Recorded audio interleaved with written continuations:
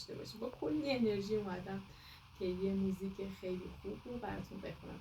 منظورم از خیلی خوب الان نگیم که پس موزیکای دیگه چی میشه، نه، ما خیلی خواننده‌های پرطرفدار دیگه داریم که خیلی خیلی خیلی خیلی عالی هستن، اما این یه موزیک قدیمی که میدونم که یه سریاتون البته به سنتون میخوره. آقای درست گفتی تو ویگن. خب دوست دارم قبل از همه اینا با کامنت های خوشگلتون به من کلی انرژی بدید. 1 2 3 میریم واسه اجرا.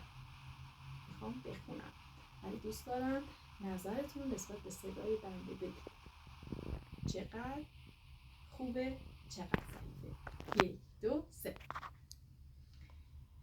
مثال تور ماهیا تار دلم ز هم گسسته، میخوام بگیرم دامنت با این 2 دست پینه بسته، دلم میون سینه‌ام به خون نشسته، مثال قایقای پیر تنم شکسته، دل ز دستم گله داره، من ز دست دل شکایت نتوانم، پیش یارم غم دل کنم حکایت، ای آسمون بی ستاره با دل من کن مدارا.